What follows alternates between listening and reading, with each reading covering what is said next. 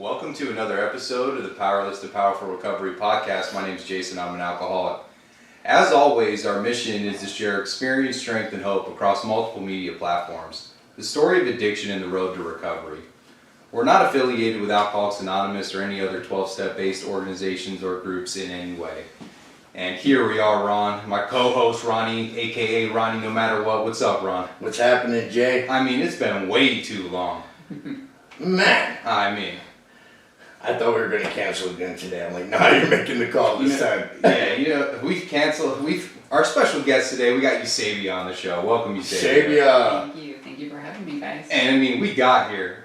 Because we've canceled on her just because of being sick, soccer tournaments with my daughter, Joint Commission coming. Big shout out to Sanctuary Recovery Center is our job, our employment for Ron and I, and letting us use the studio as well. Big shout out to them. Big shout out Sanctuary. But today I came up to Ron. I was like, "Hey, bro, we're gonna have to cancel." And he looked at me like he was gonna kill me. He's like, "You're making the call."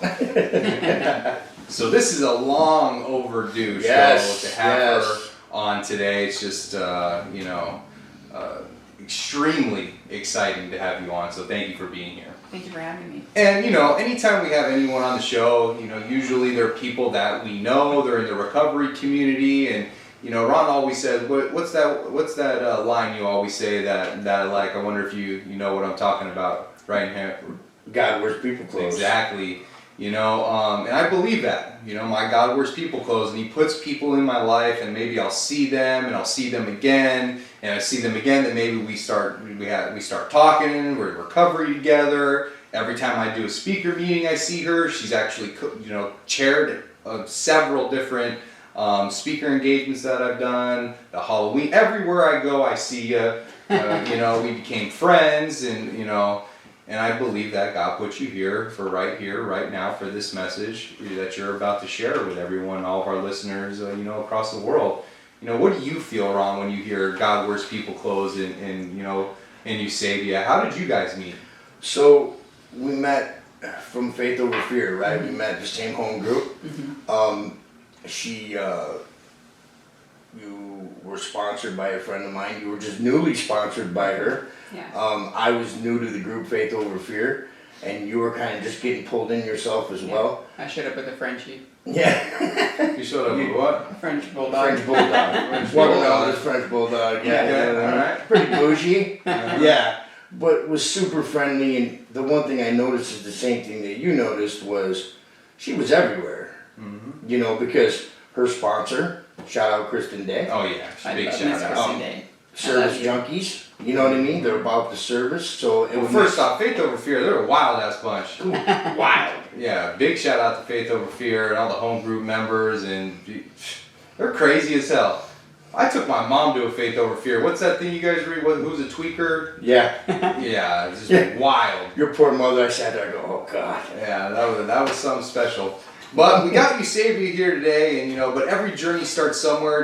To come on a recovery podcast, to be a home group member at Faith Over Fear, you got to earn that damn chair. So I'm sure you've earned it over the years. So we're going to hear today to hear your message, experience, strength, and hope. I truly believe that this episode right here is going to touch many, many different people in different ways. But I know that if just one person hears your message, it's going to inspire them to know that they can do it too. So you were born in New Mexico. So why don't you kind of share what it was like, growing up in New Mexico, the family dynamic, and just kind of let everybody know your story. So why don't we start there? Okay. So I was born in Silver City, New Mexico.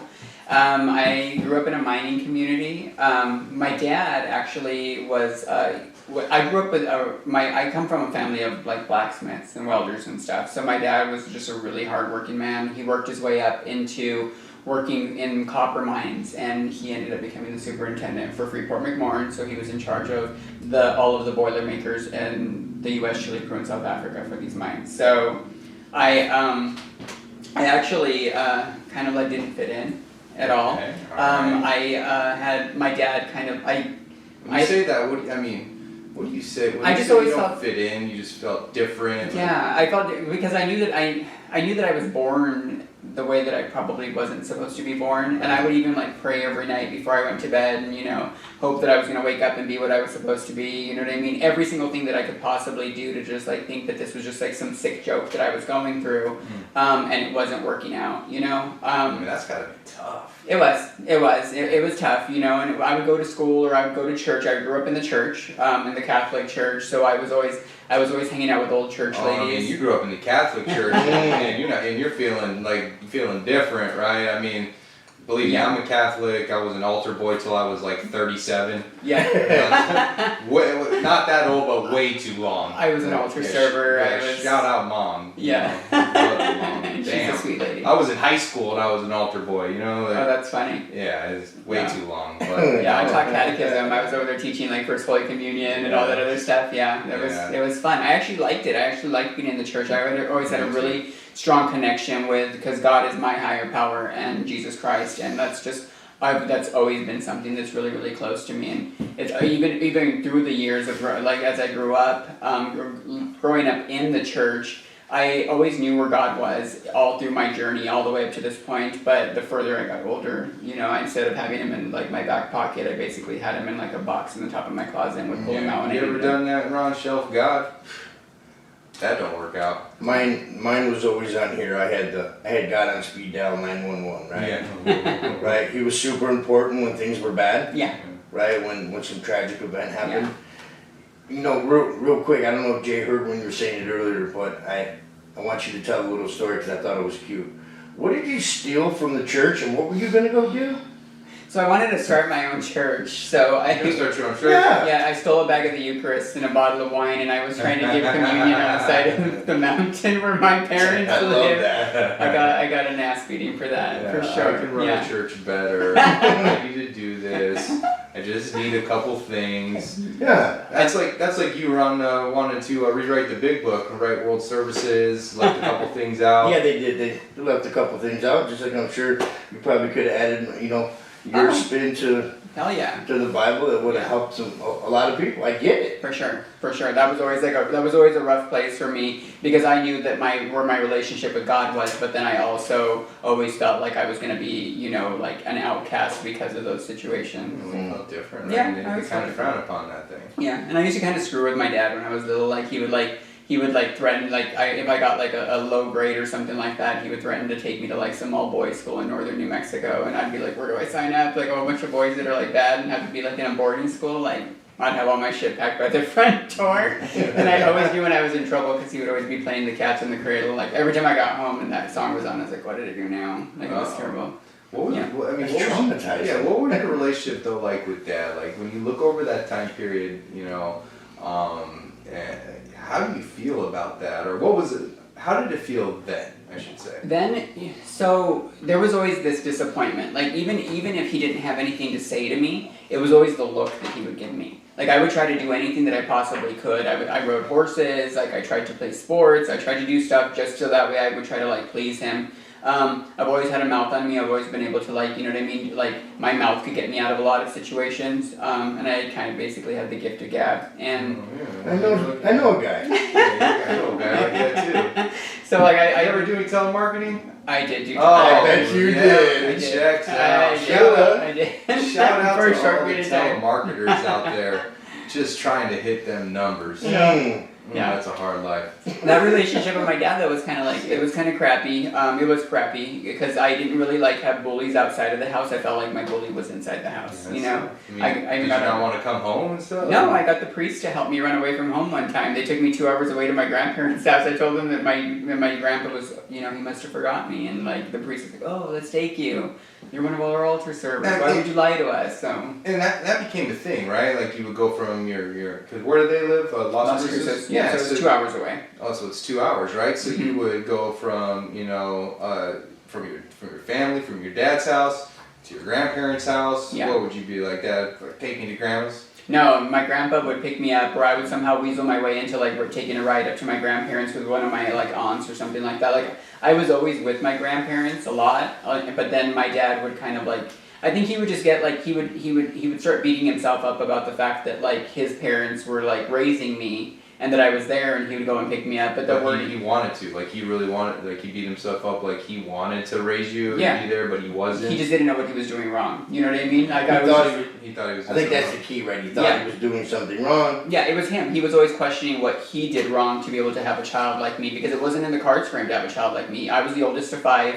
He wanted to see his 2 oldest sons go to like a football game and see them break through that paper, and you know what I mean, and all that kind of stuff. And that wasn't the case for me. You know, it wasn't.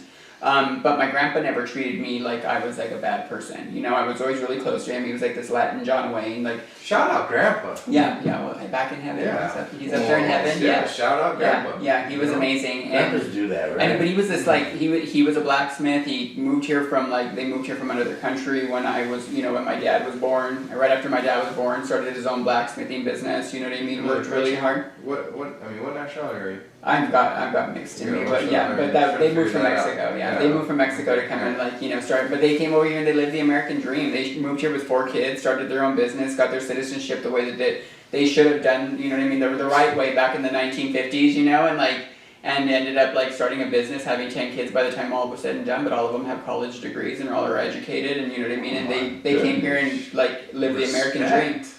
Yeah. Super respect. So it was like big shoes to fill all the time, you know. And you're the oldest. And I'm the oldest. And my brother and my sisters are all scholars, and I hated school. But I just didn't have a good feeling for it ever since I was younger, because I just didn't feel like I belonged, you know what I mean? I just hated it. I hated school. Kindergarten teacher got pregnant and had a baby and then left me with this beast that you know what I mean, made me feel like a piece of garbage all the time, because I just wanted to wear the little dresses in the section, and she'd always kind of talk shit to me. So ever since then I just got a bad taste. Kindergarten on, it was just it was a bust. I hated it. Yeah, negative attachment to anything that had to do with school. You've had some negative attachments, huh, Ron? Oh boy. Yeah. Yeah, you've met a couple of them. Yeah, I met her.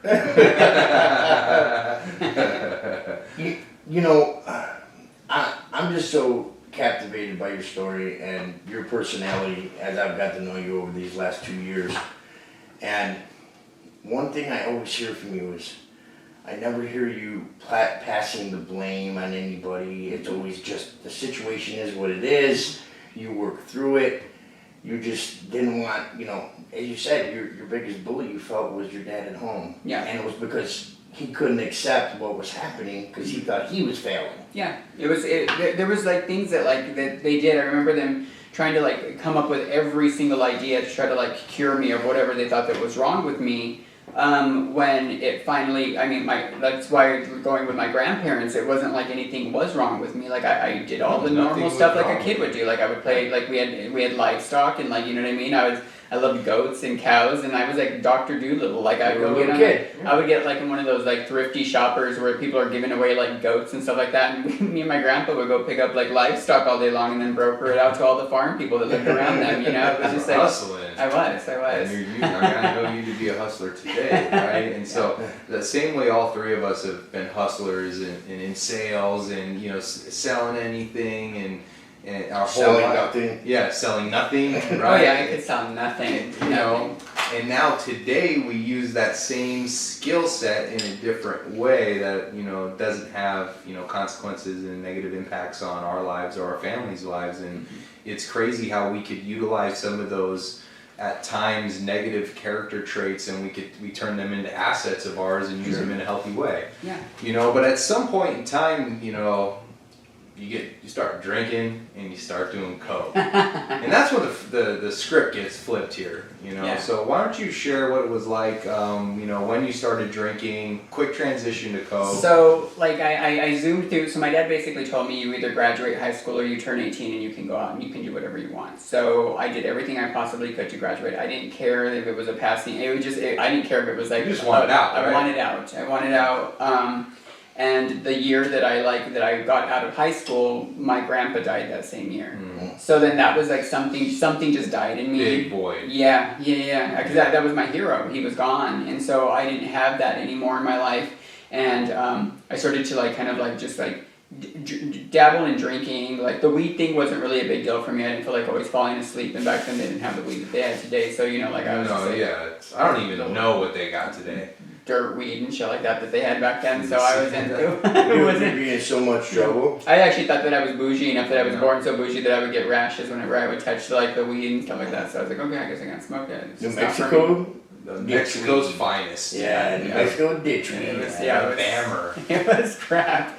But yeah, so like I just kind of like started drinking and kind of exploring different options. Well, this is what I hear though, right? So you got the trauma that comes from, feeling different, growing up with your dad, him being your biggest bully in your life, not feeling like you fit in at times, but trying everything you can to do to make your dad proud, but not succeeding. Your role model, your grandfather, he passes away. Super void, super traumatic, and now all of a sudden you get introduced to drugs and alcohol. Yeah. And that timing couldn't have been It was perfect. better. It was perfect. Right? It was Because perfect. drugs and alcohol are the solution to our trauma, the guilt, the Yeah. shame, the embarrassment, the remorse, regret. They're the solution to it.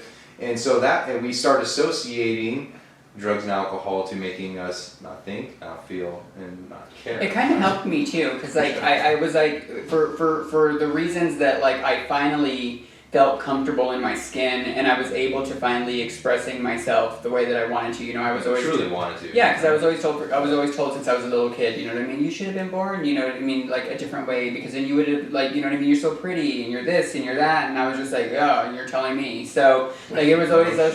So, like, when I was finally able to, like, go out and start drinking and hanging out with a different type of crowd of people who accepted me, then I was, Game changer. it was game changer, Yeah. 100%. But then I started to see that there were certain things that I needed to do in life, and that I started like researching like how I had to do this properly and how to be educated on what I was about to go through, because I didn't want to be, I don't know, I just saw these, like, you either saw it on TV or like, just these horror stories of like Jerry Springer bullshit, you know what I mean? And I was like, that's not me, like that's not me. I would look around and I was like, who am I gonna like role model myself after? And it wasn't a side. I didn't want to be a circus or a sideshow, So Yeah, you wanted to be you and yeah. just be okay with that. Yeah. And be the person that you feel and you want to be. Yeah, but I didn't want to be like, I didn't want to go into like, and it's nothing against any. I've got many gay friends and I have trans friends and all this other stuff, and I love them to pieces,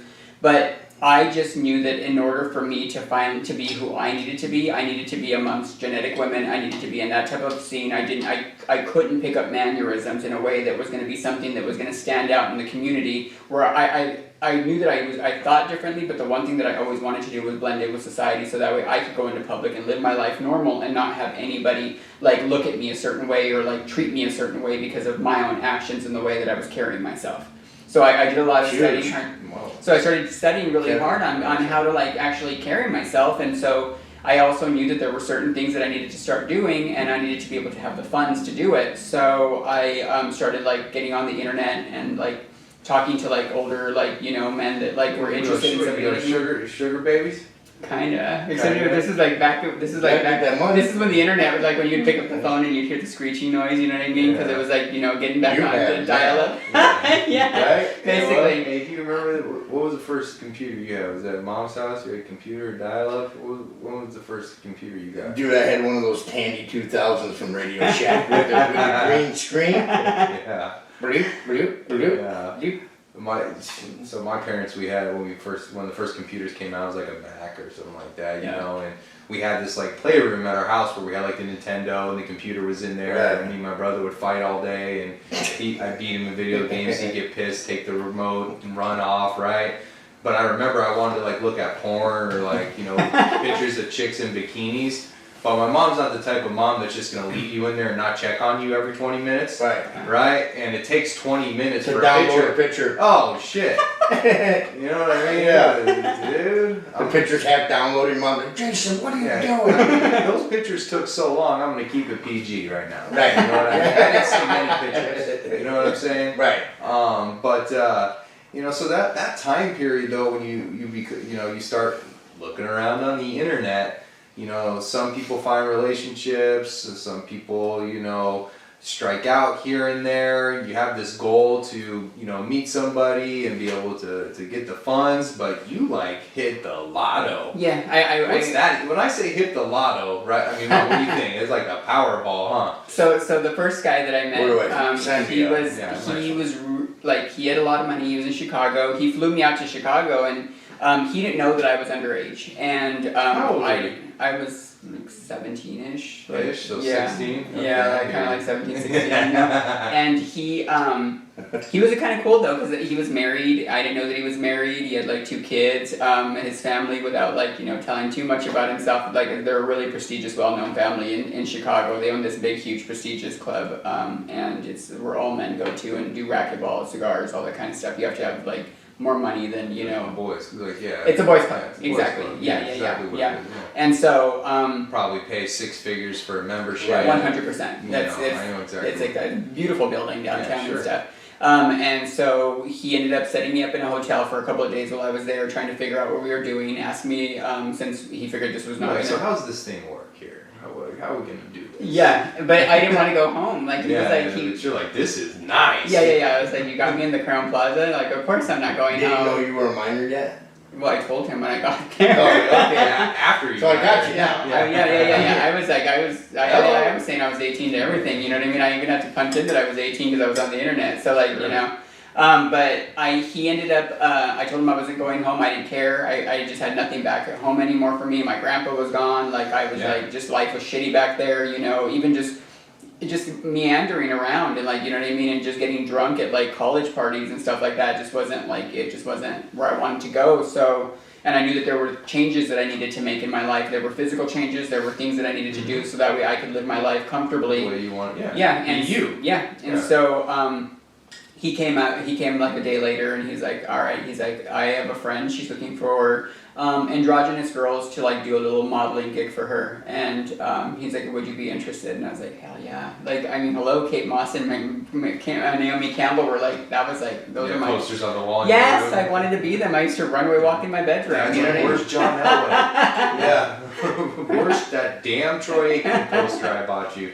Yeah, you probably thought that I would need them, because I wanted boys on my wall or something like that. I wasn't allowed to have any of that. Everything was bare in my bedroom. I could have a horse on the wall or something. But so what happens from there? This is just extremely interesting. So I was window art for about a month straight. What? Window art. They would put us in window art, dude. We were live models.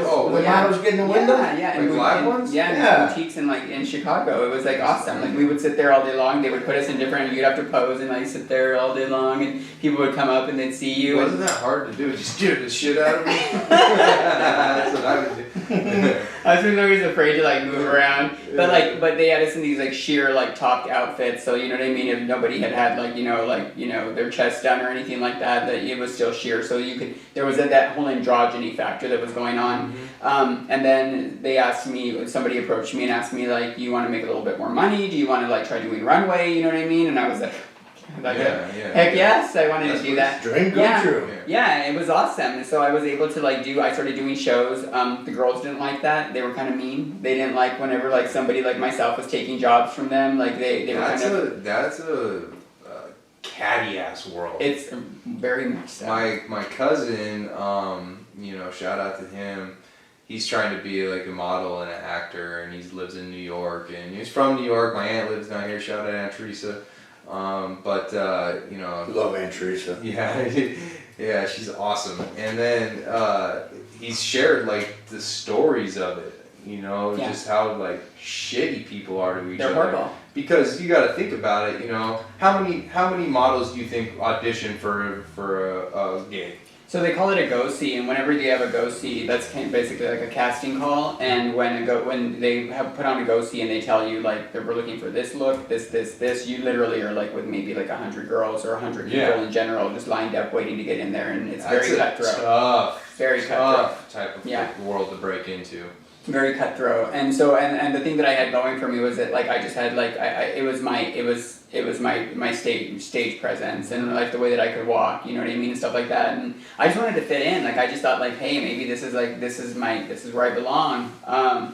And then I kind of started getting like really depressed. I started thinking maybe I should go back home. One of the makeup artists that I used to hang out with every now and then, she told me, she's like, why don't you just go do what they do? Like they all go do promotional work after, they go to nightclubs and stuff like that. Like go and hang out with them. Yeah. You gotta get out a little bit. So I reluctantly did it, but I did it. And I was drinking and I was like, I was hanging out and I felt like I belonged, but I was getting too drunk, you know? And like one of the girls was like, take her to the bathroom. Take her to the bathroom. Like, you need to show her, she needs to calm down. And I'm just, all I remember is that she needs to calm down. And I was like, what the fuck am I doing? Like, geez, like, sorry for cussing. She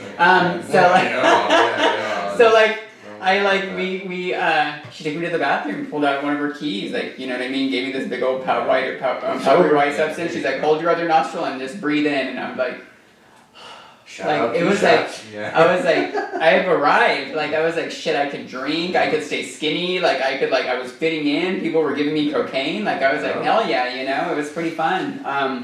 Was able to, like, I started liking that a lot more than I liked the work, but I was still doing, I would rather go out and do promotional work and work for the art galleries and the nightclubs, you know what I mean, bring through, like, the people that have money and stuff, and, you know what I mean, sit in the VIP area. I never would go into anywhere if I had to stand in a line. I started getting really... You were living the life. Living the life. I you know what, when she said that, you know, that it was fun, right? Like, she enjoyed it, right? I loved it. You loved it, right? And so all three of us have a time period, right? And that, for me, it was 1997, sophomore year in high school. I had a lot of fun. I loved it. It was awesome. And so my disease tells me that every time that I pick back up or I think that getting high is a good idea, I think it's a good idea because I think that I can go back to 1997 when it was fun. But that was 97 and it's 2022, player. Yeah. Right? Like, I've collected data for the last 20 years that shows me that I can't go back to 1997, but every time I pick back up, I can't. Right? Like, that's the insanity of the illness that we have. And so when I hear that, I just think that, like, that was it for you. You know, you're living this lavish lifestyle, you're a socialite, you're sitting in VIP in all the clubs in Chicago, New York, in Miami. You know, you got a sugar daddy. Is that safe to say? Well, multiples. My friends used to tell me that I used to find my boyfriends in ICU because they were all so old. Oh, but I mean, Viagra wasn't out then yet, so I didn't have to worry about having anybody touch me. Somebody would come near me, I'm like, we're not doing that. Touch me. Yeah, I didn't have to do shit for it. You know what I mean? I was like a little prude. And I would but they would just buy me stuff all the time. You know, I heard let's girls call say, it what it is. I'm gonna call it. You were a hustler. Let's call it what it is. Basically, like I that ended movie up. with Jennifer Lopez. Did you watch it? I did watch it. Yeah. What did you think of that movie? I think it's pretty hot. It was alright. Yeah, it's pretty fun. It was Kristen good. lived that life for a little while. Yeah, she did. Keep them coked up and drunk. You know what's better? Well, they didn't do the drugs, so like I was okay with like just living my life. They would have me set up where I wanted to live. I would always let them know that I would come and visit them on certain days of the week and hang out with them, go to dinner, you know what I mean, whatever, and like make sure that they were like okay with like keeping the lines of communication open, and I was doing whatever the hell I wanted. I met an older one, and his name was may he rest in peace. He's up in heaven now, Mr. Hayford Pierce, but he was badass. He was like. His family owned, I think they were I don't know what partial owners they had. They had something to do with Coca-Cola, Marlboro, and stuff like that. That long, fuck you. Yeah. And but he was an amazing man, and he would take in girls like myself. But he would always try to give them the operations, give them all this stuff. But he was pretty badass. What he would do for a lot of them was he would put them through school, and then he would trade you in for a new model. You know what I mean? Once you were able to go and be self-sufficient, so he wasn't just giving girls operations in this life and then throwing them out on the street when he was ready to trade you in. He actually school and finding he would do really cool stuff for them. Big shout I didn't need that because I was shit. He had me I was a spoiled brat. I was he had me spoiled brat. Yeah, basically. For sure. He had me driving around in a Bentley, and then I had my little 2K houseboys, a Pomeranian that hated my guts. What are you driving right now? Mercedes. Yeah, Mercedes what? Spoiled as hell. Mercedes Benz. I have an E350. Yeah, spoiled as hell. But that's okay, right? We work hard today. Yeah, I work for all that now. Hell yeah, we do. But you're still spoiled. Yeah, I don't even know you like that, but I know. I have 4 cars, 3 houses, stuff like that, and it's funny because I was so numb to the idea of any type of relationship at that time. All I knew was that my focus was on accomplishing the things that I needed to be in my life, so that way I was comfortable in my skin, and that was basically it. So I ended up hanging out in the clubs a little bit more. When you say socialite, what is I hear that all. What is a socialite? You just basically are social, and you just are on all the parties. Everybody wants to be. So I always Hobnobbing. I always wanted to be the party. Like I always wanted to go to the party. Hobnobbing. What? You never heard It's the not expression? Hobnobbing? No, not that kind of What the hell are you We were talking explaining about? what hobnobbing means. Those old men would have been happy if I was hobnobbing. Yeah, that wasn't, that wasn't happening You had whatsoever. 6 parties. So I was a socialite basically. So I was the party. Like I would show up, you know what I mean? Like go to nightclubs, you know. Even when I'd come to Scottsdale, you know what I mean? I remember Access Radius Mist and stuff like that. Oh, was now really you're big. saying Yeah. my language. Yeah. Remember Club Rio down off of like That's like my those types of time things. period. Like I never stood in a line for shit. Those Like are there was my- I those was are my I was places. I was so hoity-toity that I would say that if I had to feel like someone's breath on me or sweat, I'd be like, like all grossed out by them. Like I was just an asshole. So, I just want to say this real quick to speak Jason and Ron. Socialite for us would be Eusabia. She knew a guy. She knew that. Yeah, like, I'm being always the one I socialite- got you. Yeah, she knew a guy. Worked for art galleries. Art galleries are cool. Like you know what I mean. If you go know the people that have the money, You get them in the club. You Get them in the VIP. clubs, get them in there, like drink them up, give them plenty of cocaine, and then out comes the wallet, and they start paying for shit, and they start paying for like art or whatever. Art galleries, nightclubs, it's a big thing for you know what I mean. So, Yeah, for and I was like a pet socialite at one. I'd have designers that would make clothes for me, and I'd go walking in there, you know what I mean, and wear these like beautiful like you know designer like something that was fitted just for me and tailored just for me. And just walk around and just say like you know some crazy shit and drink and you know what I mean and like walk around and just like promote the club and the like club owners or like you know the art gallery owners. That's basically it was fun. Yeah, how not? It was fun, you know, and so, you know, I think we all have time periods in our life like this, right? But the problem is when drugs and alcohol are involved and we're living in character defect pretty much, you know, 95% of the day. Our actions are, you know, the main, you know, manifestations of my illness, my character defects are lying, cheating, manipulating, Yeah. and stealing, right? That's my go-to. That was what was comfortable to me for 20 years. They were assets to my addiction, to my lifestyle. And, you know, things go good, but things always go so good till they go so bad. Yeah. Right? So at some point through all that, I mean, living the life, right, for real, like a movie star type lifestyle, it starts to go bad for you, right? Yeah. And so when it goes bad, you end up in Phoenix, Arizona. The reason why I came But to how's Phoenix. it go bad? Well, I fell in love with this younger guy, and I didn't realize I wanted to have. When I fell in love with him, I was like, well, now I can have this. Like, I had become who I needed to be, and I felt comfortable in my skin. So I was like, well, I can finally be with this younger guy. I just wanted to be like, you know, like have that like white picket fence, and you know what I mean, and all that other stuff, and like maybe adopt 2 little boys, and you know what I mean, and have like a normal life. And so I told Hayford about it, and Hayford cut me off financially. All the cars were still under my name, but he cut me off financially. And when I went to go tell the guy that this had happened, he disappeared as fast as Hayford had disappeared. So it was just all at once. Like, you know what I mean? Yeah, like karma hits me at once. Like if I do something messed up to you guys, I walk outside, lightning hits me. That's just the way it works That's for me. that's the universe, right? That's the You way it call works for me. God, the universe, laws of. I mean, I believe in Jesus Christ, and I also believe in the laws of attraction, Yeah, right? And I believe what you put out there will you get come. back. Yeah. 100%. Reap what you sow. Yeah. All 3 of our lives are proof of that. Yeah. Of God and laws of attraction. Like right? I think that I was given that opportunity for a short period of time to like be able to have this like amazingly beautiful life that I like could have never have imagined of having. Have you ever seen like there's a show on Netflix called Inventing Anna, and it's about this little like socialite that comes to New York and she like ends She's up like fake though, right? she's fake. She like makes up all that shit. Is it based on a true story, right? Yes. And Yeah, when I I've watched seen it, I was sitting there and I'm like True story. watching it and I'm like, oh my god, it's like Inventing What's it called? Eusabia. Yeah. Inventing Anna. It's really so cool. there's, you know, the only thing I watch is crime shows. Soccer. And soccer. That's it. Soccer, That's soccer, it. soccer. I don't want to see, you know, remakes of anything. Like, I want to see mugshots, real footage. That's what I like. That's the only thing I watch.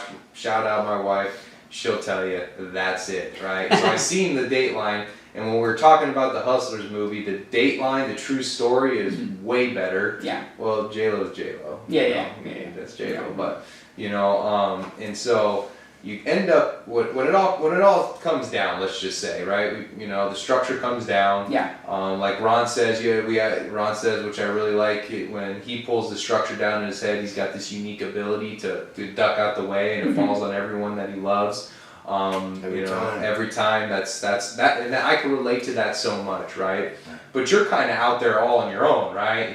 So the structure falls down on you, and now you got to make a move, right? Yeah, because all the people that I was hanging out in the social groups that I was around and stuff like that, like they knew that I didn't have this lifestyle anymore. So they were the people that were like they were like suckling off of you know what I mean, the tit of the like money horse, you know what I mean? And then once the money horse was gone, then they wanted to throw salt in the wounds and tell me, you know what I mean, that the other guy was cheating on me and all this stuff, and I'm just like, I got so disgusted by the fact, and I knew these people weren't my real friends, you know what I mean? I knew I had real friends, and those people are still my friends to this day, but like, those people were the ones that were just like, I knew that they weren't, but it was funny how they turned on me. And so I just didn't want to be a part of that. And I just packed up my stuff. I left the cars in New Mexico. I got on a Greyhound because I just wanted my life to, I knew that if I came to Phoenix, it was a big enough city where I could lose myself in the city. And I didn't, I didn't have to worry about being like, I didn't have to worry about being the socialite. I didn't have to worry about being this, you know what I mean, this like what I had built myself up to, you know? Yeah, so I moved here, I came on a Greyhound, called this guy that I knew that lived off of Camelback Mountain that we used to like, you know, go to nightclubs with and all. He was the one that would basically take us from nightclub to nightclub and, you know, stuff like that here when we'd come into town to party. Started thinking I was going to go into the same route, you know what I mean? Like, I was like, where's the coke, where's the coke, where's the coke? And he gave me some, like, he's like, I got some, gave me some stuff. And I'm like, this isn't coke, this is like creatine, this is what you give strippers so they don't get lockjaw. I'm like, give me something else. And he's like, well, welcome to the city of the spun, honey. And I was like, what does this mean? Yeah, the Valley of the Spun. Yeah. And he was right about Hands me a pipe, and I was off and running. I was like, this numb, warm feeling took over me, and I didn't care that I had lost all the money. I didn't care that the guy wasn't there. I didn't care about anything that was going on in my life that I had been working so hard to get to. I didn't give a shit. Like, it was all about, like, just numbing. The change of the worship and the higher power becomes methamphetamines. 100%. And Ron found it. Hey, you found it out here too. Yeah, I did, and you know, I know you've heard my story, right? But for me, methamphetamine, what it did for me, Greyhound came out. hold the same thing and mirrored. But when it cured me of my crack cocaine addiction. So all of a sudden, I'm questioning. Wait a minute, I'm not a drug addict. I'm just doing the wrong drug. I stopped drinking. Yeah. I was like, who needs to drink anymore? Who needs that? Yeah. And so that's what's crazy about it, you know, when our mind tells us that we could drink or we can smoke weed, right? Because it's legal, right? And when I think about my own personal story, you know, I think about, wow, well, you know, that wasn't really the problem, it was heroin. But the thing for me is the reason I didn't do any other drugs is because I couldn't afford any other drugs. I couldn't afford to drink, I couldn't afford to smoke weed. Heroin took all my money and my mom and dad's money and my wife's money and all your money, anyone who came in contact with me, right? But when I look at my drinking, I got minor consumptions of alcohol, I hit a house with a vehicle, got an aggravated DUI, I've had a breathalyzer on 2 different times, right? When I smoked weed, got out of bed, smoked a joint, put my shoes on, smoked a joint, got in the car, smoked a joint. My first felony, you get the point, right? Oh yeah, for sure. I was like, so that was it's everything crazy how that works. Well, I had a front row seat for, you know, you were trying your hardest to stay off heroin. You were on methadone. You found spice. Yeah, so I did. Spice, right? It was legal at the time. And I watched Jason. He had a $300 a day spice habit, the same as a heroin habit. I did. Right? Yeah, I did. And True story. And that's for real. Like, but I know in his mind, it wasn't heroin. it wasn't heroin. It wasn't heroin. I'm good. I'm not sticking needles in my arms. I'm not smoking on tinfoil, driving around. I don't have black fingers. But we always find a way, right? We have those addictive personalities. Yeah. And the one thing that sticks out the most, and I know that both of you are big book people, is especially him. Men and women use essentially because we like the effect produced.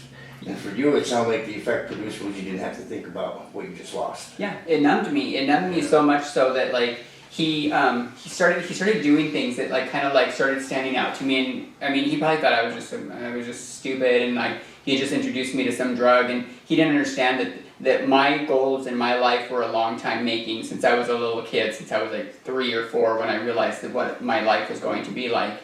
And so I've always been witty, and I've always been one step ahead. He would go to Whataburger, he'd pick up a number 1 with jalapenos and cheese water size with a Sprite, and force me to eat it and drink this drink. I wasn't hungry, I wanted to eat on it. but he started forcing me to eat. He would take any phone away from me. He would take anything away. He would lock me in one of the rooms and make me sleep. He started teaching me how to function on it. And that was his plan, because then he started to introduce me, started taking me to like some little gatherings where like there was people that worked in the adult industry, because he thought that he was gonna like kind of like, he was basically trying to like, you know, like Be your agent, yeah, if babe, you will, yeah, better way to say yeah, it. yeah, let's call it agent. I like that. We'll call it agent? I like that better. My mom's gonna watch this. Yeah, agent, 100%. But the thing about it was Hey, that Mom. Hope you're feeling better. it was an agent. Yeah. She's heard them all. Yeah. So I actually like started, because of the personality that I have and because of the way that I knew how to work myself around these people with money and do that kind of stuff, I was able to kind of like start making waves myself, and I found that I could make money still modeling again, but I started modeling in a different industry. Started working for Adult Friend Finder. Started working for some other companies. I'll keep those ones out of it. But I wasn't like I was what you call a lingerie model. The And meth modeling lifestyle. yeah. But I ate and I slept. Yeah. So I always, even though I was a little bit thinner, I still looked good. I wasn't shut out. You know what I mean? But I found that industry gave me that power that I had, the power trip that I was on when I had like all the money and stuff like that. Even though I didn't have that money, there was still a power trip there, because I was still making my own money. I still had my own drugs. But in my life was just shit. It was a horrible lifestyle. You know what I mean? Like it was just, the people are like evil in that lifestyle. It was completely Dude, like the underworld of meth. Satan. All I can say was that was Satan right there. Like I met Satan so many times in different forms of different human beings, and they were just, it was Arizona just needs not help, cool. dude. 100%. Yeah. Big time help. Yeah. For sure. And, Yeah. and I think about that a lot, you know, when I'm driving around, you know, obviously I'm in recovery, and I just think about just the underground lifestyle that Arizona has, being so close to the border in Mexico, and everything that comes with it, dude. It is, and there's a lot of us in recovery, and you know, have that story of what it is like, and it's dark as hell. Yeah. You know. I encountered a guy that like, I remember he used to hang out with one of my friends.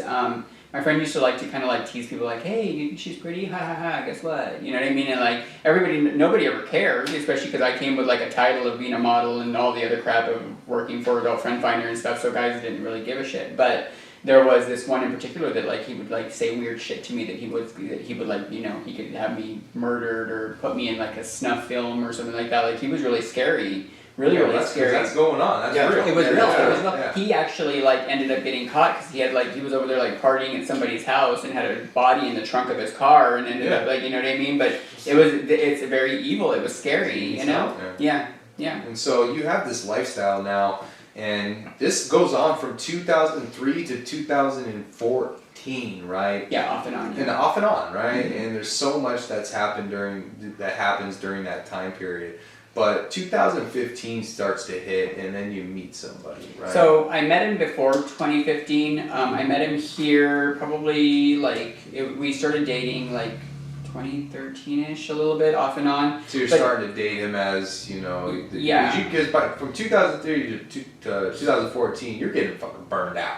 Well, I would take breaks. I would take like maybe like a 3-month break, a 6-month break, you know what I mean? And then I would do like a little weekend thing, and then it would be like maybe like a week or two off and on. But I would take small breaks. Okay, I was about to say. I would take no, it wasn't solid. Like I would take breaks too. I would take breaks. Jay would make me sleep. Yeah, like, dude, get in Bella's room, climb into her princess castle, and take your ass to bed. I used to go in the princess castle. I love that. I love that. My daughter, She was my roommate. Shout out Bella. Hi Bella. and so, but now here we go, and I really want to get into this. And so you end up getting married in 2015, and it's to this guy, like public marriage. Yeah. Like just share that for us.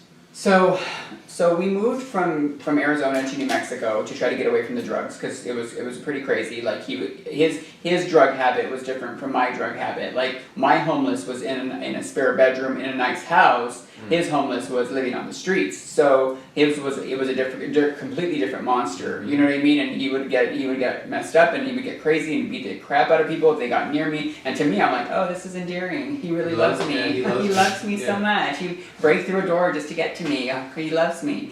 And so then we ended up going to New Mexico because I figured like Arizona's a problem. well, yeah, but that, and then I knew that my family was there, and then if for some reason he screwed up, at least because he wouldn't stay away from me, it was almost obsessive. So, like, I thought that maybe if we went over there and he screwed up, my family would have him ship him back to Arizona, and then I would be stuck in a safe place. There, So that's why I went.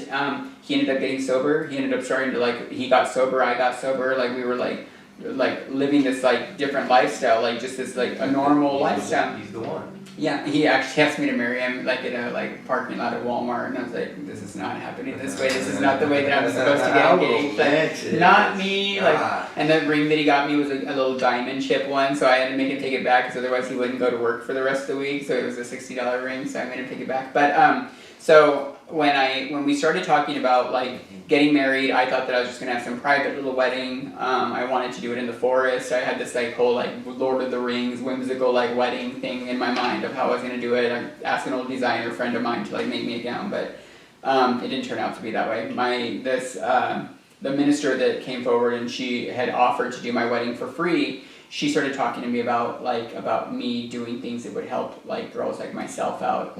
And she's like, "Have you heard about all the bad stuff that's going on?" And I was like, "Yeah." I was like, I kind of had a really bad taste for Caitlyn Jenner. I didn't really care for the way that Caitlyn Jenner came out and did things because I felt that the only way that you could actually come out and be a voice for a whole community is if you've walked a mile in our shoes, and you haven't. You thought because you grew up, you had a household filled of beautiful Kardashians walking around that you were going to automatically get accepted into society, and what you ended up doing was you ended up going out and doing things the wrong way, and people were getting murdered and beat up and committing suicide because they were just living in the shadows of their little towns where they could be comfortable. Now you brought to the light. Right. Yeah, and it was horrible. So I was sitting there watching the talk one day, and they were talking about this accumulation of people that were just losing their lives because of it.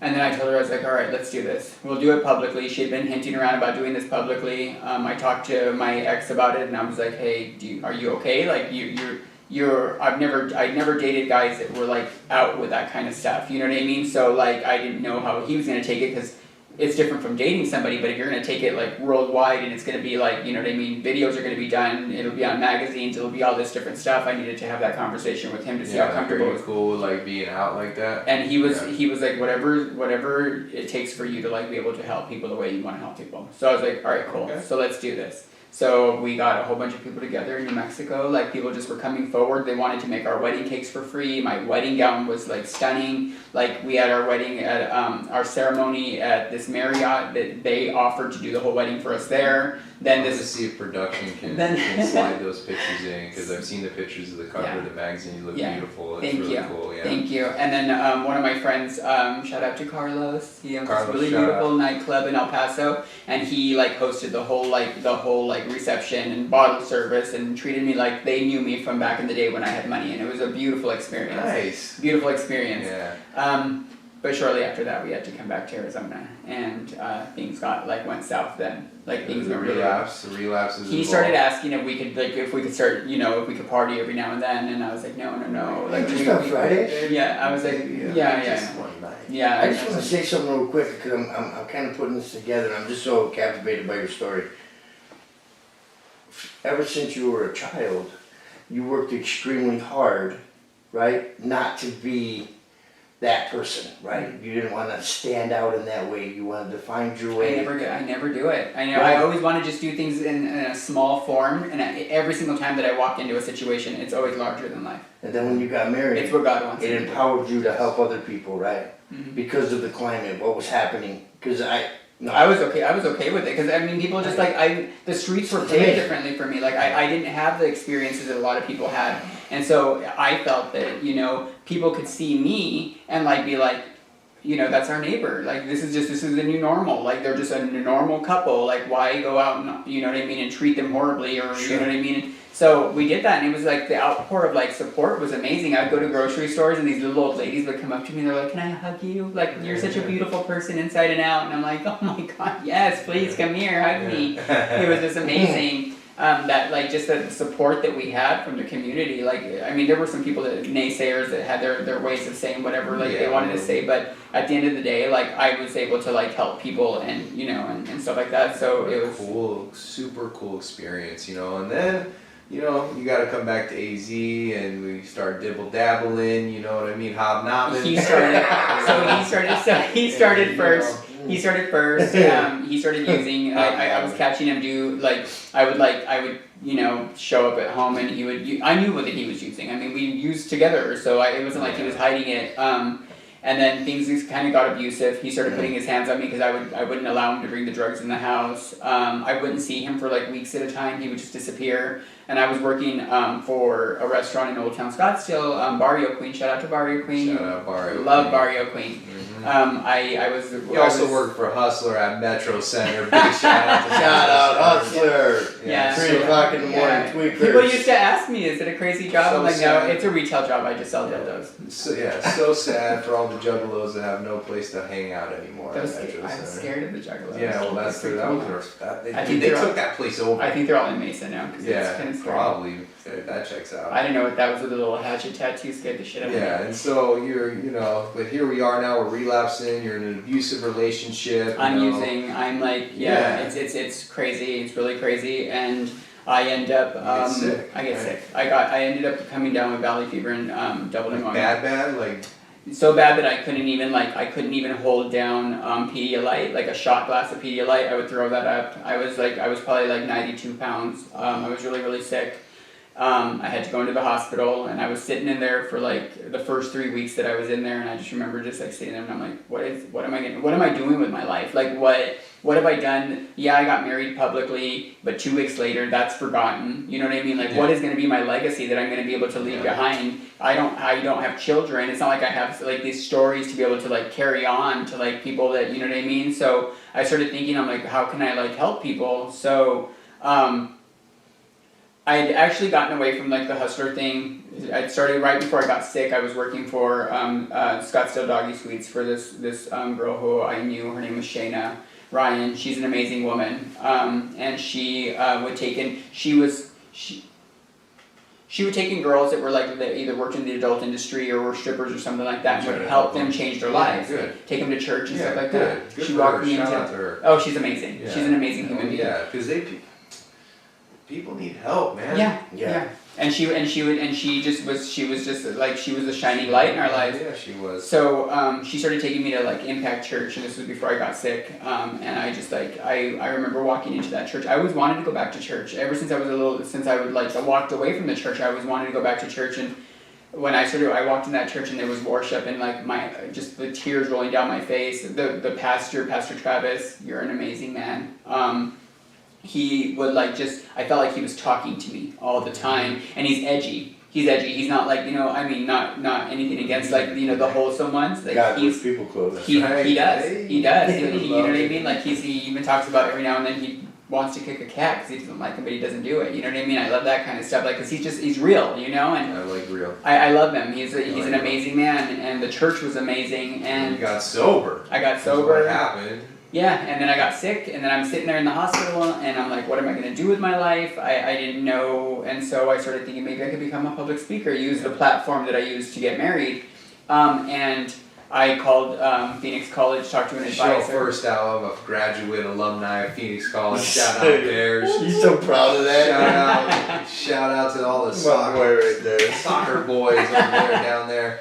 Phoenix College, man. That was a good time. That's I did awesome. two, obviously before having kids and my wife and the amazing life that I have today, those 2 years when I played soccer at Phoenix College and won some awards and big time games, man, that was the time. Yeah. That's awesome. Good times. Shout out That's to the awesome. Phoenix College. Shout Bears. out Bears. But you talked to that admissions rep over there, and she said, you might need to get a little bit better education, a little bit better understanding. Yeah. And it's hard to be a motivational speaker when you haven't wrote a true happy ending to your story, right? Yeah. So you got to go out there and get some education, and you find yourself at CBI, and that right there starts Community Bridges. For all the listeners out there who don't know, at CBI, Community Bridges, Detox. They got everything, community outreach. They have so much. They've been around for like 40 years. And you know, they're really the cornerstone of recovery in Arizona. They started it, man. Yeah. So And it was big, Lark. yeah, Lark. Yeah, Yeah, big for shout sure. out to CBI. You Yeah. know, and now you start this journey of work as. It was amazing. I Yeah. walked in there to go interview, and it was funny because I interviewed with Bill Boyer. Shout out to Bill Boyer. He was an amazing boss. And I told him a little bit about my story, and I told him that I wanted to become a peer support, and he's like, "You're who we need. We need Shout you out here. peer support. We Yeah, all need the you peer here." supports. And then I called my ex-husband because he was sober at the time, but he was living at like a halfway house in. I mean, you went sober like this. Was that mean like kind of sober? Eh, Oh, he's- California sober. Sober, it's- Demi Lovato sober. There you go. I love Demi Lovato. I do too. It's every 3 months was kind of like a thing, like where you know it's sobriety, and then thinks he's got it, doesn't want to do the steps, and then I it's get that. kind of stuff. Now It's his recovery. journey. It's his journey. Yeah, You yeah, would be today, I'm bro. there, you know. yeah. So I called him up, told him I got this job at CBI, and coincidentally, the man who hired me grew up with my ex-husband, and they went to school together, all that kind of stuff. But anyway. I started working on this. I started working on this crisis unit, and I just remember I was in there, and I was working with people, and there was people that they're just mean. They were mean at first. I was like, "What is going on here?" Like my aunt called me. She's like, "How do you like your job?" I was like, "I don't think I'm cut out for this. These people are just. I'm trying to help them." She's like, "Do you expect that sick people are going to just Behave take themselves? kindly to you because you're sitting there and you're saying you're helping them?" Great You're doing, advice. she's like, "You're doing God's work." She's like, "You're doing God's work. Do you think that God's work is easy? It's never easy." And I was just like, "Oh, she got me with that one." So Stuck it out. I but stuck at it out, some but point- I was working 16-hour shifts. Like I would like the limit. There was a 16-hour shift, and if I told somebody that I was going to help them out, then I would help them out. And they started putting me in the detox unit, where I was able to like facilitate groups and really touch like people's hearts and connect with them. It was almost like this intuition that I have of being able just to sit and talk to somebody and pull stuff out of them, and it was an amazing experience. You know, I worked really hard in there, and I went from there to. But the problem is you didn't take care of yourself on your own self-care, right? So what happened was I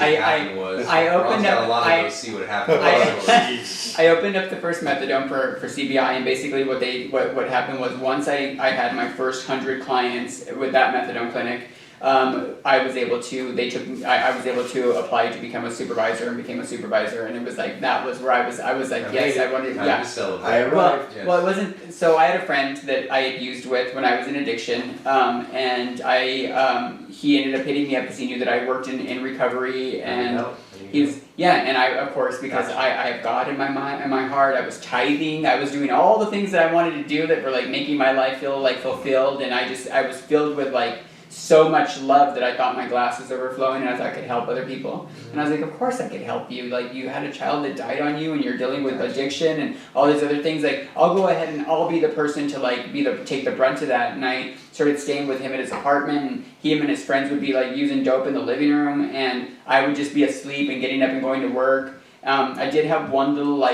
lapse at that time where I tried it with them for a weekend, and then I didn't do it for like months after that, and finally. After 8 solid months of being around this and him moving into my place with me because he moved in. amount of time without using it. Yeah, Months being around like that. I was really because his family like took me in. You know what I mean? Yeah. These people and his family are amazing people, and they're like God fearing. Like his dad is just he's an awesome guy. And so I wasn't the friend that was supposed to come into that situation and actually like have an impact on them. All of our like mutual friends thought that I probably wouldn't be a part of his life because of that, because of me being different and then being hardcore Christian. But I was going to like I was doing like holidays with them and going to church every Sunday with them, and I was a part of the family, and they trusted me. And when he had gone, he was a roofer, and he went out of town, came back into town, and he's like, I want us to be able to like connect like we used to, and I took that offer, and I decided to start like smoking dope, and then we did it as a weekend thing, and then an everyday thing. So when it turns into an everyday thing, Meth connects. Yeah, it does. It's a connector. Yeah. And so the problem is when you are doing meth every day and you have a job and you're working at CBI, you're getting high at CBI. Right, and he would pick me up from work. I had this really nice Chrysler. He would pick me up from work, and we would go straight to the dope man's house, party all the way through the night, drop me off in the morning at work. I go home, take a shower, get myself together, go to work again. And I was finding myself getting so tired that I couldn't go through the day without getting high, so he would have to drop me off a pipe and some dope, and I would be smoking the detox unit where I used to help people get better. Yeah, it's crazy. It's the insanity Yeah. of this disease, you know. But you start getting back into church, and you get sober for a period of time, and you're able to work for Community Bridges for a period of time after that, and then finally you leave. And you have this other friendship, right? And it gets abusive, right? Yeah. I mean, and it gets bad for you in this relationship, like really bad. And what I also mean really bad in the friends, and the friendship is abusive, and the trauma that comes from all the different types of abuse. What also comes from it is you starting to use a needle in your addiction, right? Yeah, he kind of brought it to her. He was like, Yeah. he couldn't get high anymore. I couldn't get high anymore just by like doing it the slowing normal up, way. yeah. Yeah, we couldn't do it that way. So he was like, we may as well just start let's just start trying the needles. And I remember the first time that I did it, like I just felt like I felt like I was dying when I did it. Like I didn't even feel like I felt the rush, but I just remember feeling like I was dying inside. Like my soul was dying when I did it the first time, and every single time after that, I felt like my soul was dying. I always had a higher tolerance because back to the very beginning of my meth use, like I was coached into being able to function on it. Mm-hmm. So other people always drop like flies around me, and I'm the one that's I could go and I could go and I could go. My tolerance was really high. Ronnie, no matter what. Really high, and so things got crazy, and my apartment there was holes in my walls where like skateboards were thrown through it, and like everything was destroyed. Walls were, the doors were like punched and disintegrated off into Ron's house. It was crazy, it was crazy, and I was trying to keep up with taking care of the situation and making sure that there was always a roof over our head, and there was always a nice place, or not a nice place, but a comfortable place to be able to get high, and there were people living in our living room, and it just got really bad, and I finally his mom came and did an intervention with one of the pastors in front of our apartment, and at that moment I'm standing in front of the mirror, and I'm just crying, and I'm staring at myself, and I'm like, do you want to still keep living like this? He's suffering, and you're and all I'm doing is aiding it by going, and I always got drugs for free. I could walk in and just say some witty shit to one of my drug dealers, and they're just like, here, take a whole bunch of it, it's okay, you came and hung out with me. I always just had that type of reputation with them. And so I was supplying this habit constantly, so that way the abuse wouldn't happen, to try to keep things happy. It was that codependent relationship. Sure. And so it gotten to be too much for me, and I called up one of my old buddies at Crossroads, and I was like, I can't. I can't do this. I was trying to be the solution for the problem, but now I'm the problem. Yeah. So get him out of here, and so then he ends up going to Crossroads, but then you spend the next year going super hard. The next 8 months, yeah, basically. Yeah. Hard in the paint. I was literally because I felt because then I was that codependent thing where I was abandoned. What am I doing now? COVID is hitting. I'm living in South Phoenix of all places. No offense to South Phoenix, sorry South Phoenix, but you know what I mean. To me, I felt like I was in a third world country. Yeah. And I'm living on 2 acres of land in this little house with conspiracy theorists people, and I've never been around that kind of stuff. It was weird. Me and my little French bulldog Genesis. Shout out to the bulldog. Genesis. So cute. And so at some point in time from there, you end up sobering up after that 8-month stretch, and you get a job and you start working at, Taros, and you're there and you're sober and you're able to do it. And then, there's a requirement for everyone who works in the industry. Yeah. A lot of places don't follow compliance, but compliance, is fingerprint clearance card, right? It's a mandatory thing. It depends on the level of care that you work in, right? But for anyone who works in the industry, it's a great credential to have. Mm-hmm. If you have a peer support and you have a fingerprint clearance card, you can pretty much get a job anywhere. Yeah. Plus your lived experience, your qualifications for the job. Mm-hmm. And so they need this fingerprint clearance card, but it takes forever. Yeah. Right? And they're not willing to wait. When you apply at Solutions of Sobriety, shout out to the Solutions of Sobriety, workforce. There's a lot of amazing individuals that worked over there. Yeah, so shout out to them. Yeah. But there's a stipulation now. So you've been sober for a year, and you get to Solutions of Sobriety, and they tell you, we see you got the experience in the field, but we need you to have some experience in recovery. Yeah. So a requirement was to go to meetings, work a program, have a sponsor, and because you're bougie as hell and you think you know everything, just like me and Ron, right? I'm just gonna say it, right? You pick a sponsor that you can manipulate, right? And that's what you do. So you half-step it. But the problem with all that is there's an individual. Her name is Kristen Day. Shout out Kristen Day. Check out the episodes. She's been on the Powerless Powerful podcast. She's been on the Sanctuary Radio podcast, right? Big shout out to her, but she spots your fucking bullshit. Oh yeah, I'm calling it your bullshit. She would see me walking around because we worked together there, and it's funny because I kind of had a little girl crush on her. I would see her on in pictures and stuff like that prior to ever knowing. Yes, and I was like, look, and it was funny because fancy pants. It was funny because everybody had said when I came to work there, they're like, you guys both sparkle, you guys belong being friends, you know what I mean? So. She ends up inviting me to the water park with her and Ryder. Shout out to Ryder. Ryder. What's up, buddy? Teammate. And he calls me teammate because he couldn't say Eusabia for a long time. So we're getting ready to get on 16 different ways. So we were getting on this ride, and Kristen starts asking me, so how's this step work going and stuff like that, and I'm like, she knows the answer. She knows, because I'm like, well, I didn't feel anything. I was like, I took her to dinner, and I wrote down my 4th and 5th step, and I guess I'm just gonna burn it or something like that. I don't know. And she's like, oh my god. She's like, I'm gonna sponsor you, and I was like, aren't I supposed to ask you? She's like, this is how this is gonna work for us. I've been praying on this, and I'm gonna sponsor you. And I'm like, all right, cool. So she starts to sponsor me. She starts telling me about these commitments. I started doing the tweaker at the spot meeting. I was speaking on that panel. I remember I was scared shitless doing it all the time. I always felt like I wasn't doing it right. I'd call Chad Allen afterwards. I'd be like, I don't think I liked my share. It was horrible. He's like, you say you're connecting with people. Don't worry about it. You'll grow into it. You'll go into it. But I was doing those types of things. Something ended up happening where in my 4th and 5th step, like it normally does, I was feeling those things because what my problem was when I got sober, I thought it was going to be so that way I could be in good graces with my friend again. And then when that didn't happen, but we were still kind of still kind of talking back and forth a little bit, when I found out that I could be in recovery because he was in recovery, I was like, oh cool, we could be friends again. Because we share the same best friend and we share the same circle of people. We know all the same people. So I was trying to tiptoe around on eggshells through this whole thing to make sure that I still had him as a friend, and that's it, because I just knew that he was an amazing person, and I just felt like, I don't know, I was still holding on to that, and I wasn't letting it go. And she made me feel stuff that I didn't want to feel. You didn't like her for that, did you?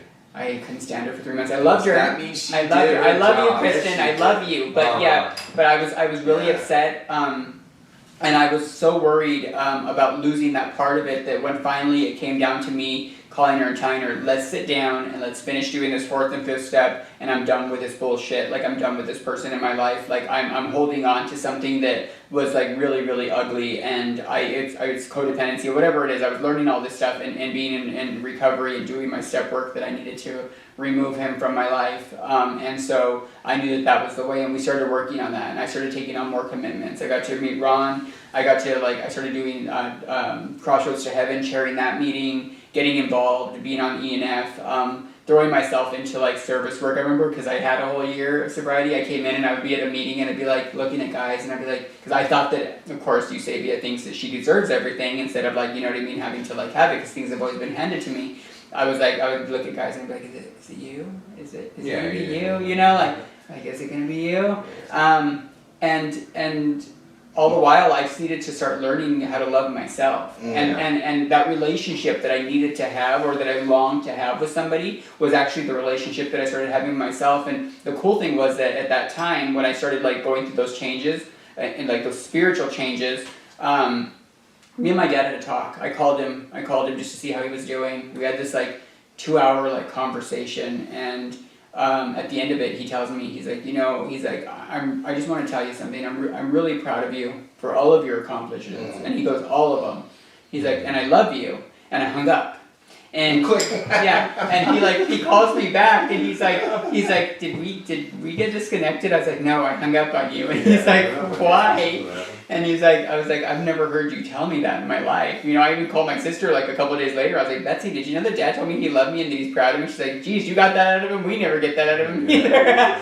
But this whole thing shifted in me, and it was almost like my daddy issues that I had growing up, all and meeting these people. It disappeared. It disappeared. Like I literally I was loving myself again, and I was thinking about it. Even when like some guy would even show interest in me, I would look at them and I'd be like, could I take you home to meet my dad? And it just never was something that I wanted to do. I was able to stay single for 2.5 years. 2.5 years, dude. That is a fucking miracle. Just working, just being. I loved the camaraderie that I had with these girls. That I would go to these my women's meeting, and I would sit there. And shout out to all the women. Valerie Prather. I used to she would sit across the table from me, and I'd be crying, and I'm like, because I would cry because number one, God is a big deal in my life, and since I walked back into the church and had God back in my life again as that solid, you know what I mean, like just that my faith, I thought that I was broken this time because I would pray and I couldn't finish a prayer. I was going to church and I wasn't having those same feelings that I had the first time. I was like, oh my gosh, I lost my chance by screwing up the last time and relapsing. That's how I felt. So I would remember I'd go to the women's meeting and I would just be sitting there and I would be like, I think I'm broken. Yeah. I don't have God anymore. Yeah. And Valerie would be across the table and she'd be like, you're so beautiful. You're so beautiful. Yeah. One of my best friends, Michelle Rodriguez, we went to the Serenity Women's Retreat. And I'm sitting there, I'm taking my makeup off and stuff like that. And, you know, you're around a whole bunch of girls and girls are catty and bitchy and stuff like that. And she stops everybody from talking and she's like, Eusabia, do you even know how beautiful you are even when you don't wear makeup? And I'm just like, you're a little jerk. I guess we're going to be friends. Yeah. But we need those people. Yes. My girls in my life are the most, if I didn't have those women in my life, I don't know where I would be because they loved me till I learned how to love myself again. I need Ron in my life. I need other men that are there with me to do. It's a team sport. You have to have those relationships. You have to. It's a must. Yeah. It's a must. It's mandatory. And so, you know, after going through and vigorously working the steps and honestly and thoroughly and cleaning house in 4 and 5 and being involved and being in the middle of the herd and leading the herd and service commitments, and you've had every single one of them just about over this time, you realize the codependency in a relationship and you let go of it. You take the next 2.5 years to figure out who you are again. During this period of time, obviously you did a 4 steps, so you have an ideal of what you're looking for.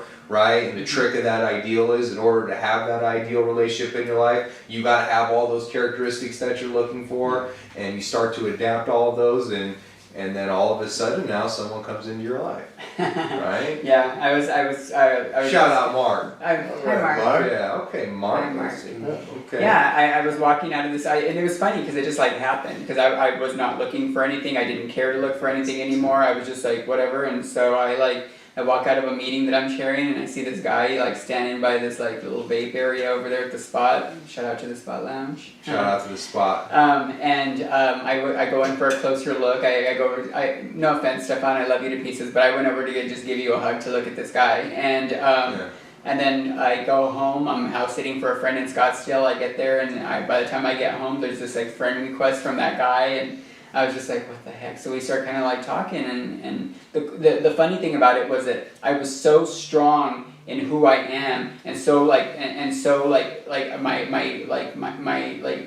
just where I'm at in my recovery, I wasn't ready to give that up yet. That I was scared to be in a relationship. I was scared to have somebody intervene and have to worry about somebody else's feelings other than my own, and all this stuff. So I fought it tooth and nail, and then he kind of told me that he had flirted with a girl, so I was like, ooh, that's my out. You know what I mean? That's my out. So I broke up with him at a meeting. And then, so there was a safe place for me to be able to do it, because I didn't, And then I had my grand sponsor there with me, Tara, and I was like, I'm going to go break up with him right now. So I went out there and broke up with him.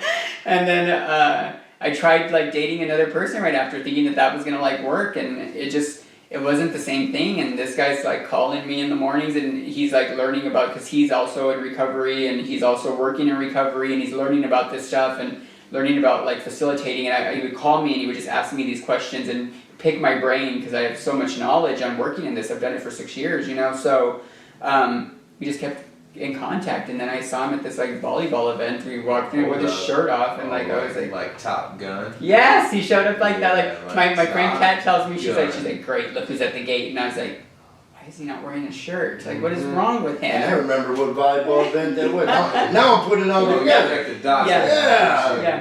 Yeah, and so now it's like, you know, we started talking and hanging out again, and it was weird, because I couldn't, like, I liked when he'd come visit me, but I didn't mind dropping him off and not having to see him for another weekend. Now he was, like, leaving, and I was like, I want him to be here, like, I don't want to, like, wake up by myself. Right, yeah. So yeah, and God placed him in my life. Absolutely. And I learned stuff, like I'm kind of an asshole, and I get jealous, and I have, like, these little weird, like, you know, it's like relationship traumas, and you know, like some girl was sending him a message and I'm like freaking out, and then I'm like, what are we doing? And he's like, I don't know, what are we doing? Like all freaked out and scared because I'm over there like my head's spinning, and then I like go into the bathroom, put my makeup on and come on. I'm like, it's not your problem, it's my problem, this is my issue, and I'm gonna go and call my therapist and work this out. So that's what recovery. Yes, that's what it's healthy. Program, it's healthy, yeah. And so today you have just this amazing life, and we can talk about all the different, you know, accolades and the, you know, professional level of you working the last 6 years in recovery, and the